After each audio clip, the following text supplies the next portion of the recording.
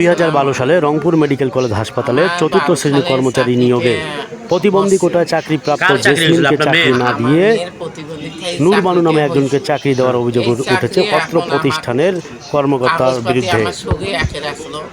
সে কাগজপাতি রুহুল নিয়ে সাইদুল ভাই ওখানে 4-5 জনে আসলো ওখানে। রুহুল বলতে ওই যে ডাইরেক্টরের যে পিএ ছিল বাহাই রুহুল, হ্যাঁ উনি কাগজপাতি নিয়েছিল। উনি কাগজপাতি নিয়ে যেমন বিশ্বের সহকারে বুদ্ধি করে কাগজপাতি আমার নিয়েছে।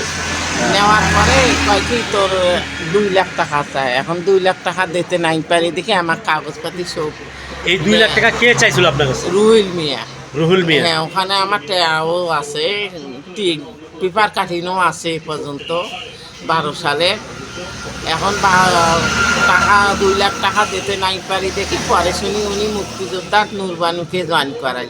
মানে আপনার মেয়ে প্রতিবন্ধী কোথায় চাকরি হয়েছিল? হ্যাঁ ওই এই চাকরি 2 লাখ টাকার বিনিময়ে নূর বানু নামে হ্যাঁ উনি নূর বানু করেছিল। এখনো ওখানে লেখা আছে জেসমিনের পরিবর্তে নূর বানু চাকরি করেছে, তাদের জন্য আইন ব্যবস্থা নেওয়া হোক। ও কাগজ তুলছি গঙ্গাছড়া থাকি, কাগজটা আছে, কিন্তু এখন আমি গরিব মানুষ কোনতে যাই কোনতে না যাই ওই যে ঝাড়ু দিয়ে আসি। এখন মাস্টার সর্দারের আন্ডারে এ পর্যন্ত আমি ঝাড়ু দিচ্ছি। আপনার নাম কি?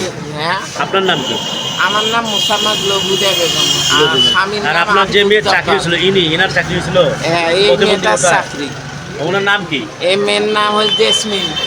হ্যাঁ জেসমিন। জেসমিন বলেন।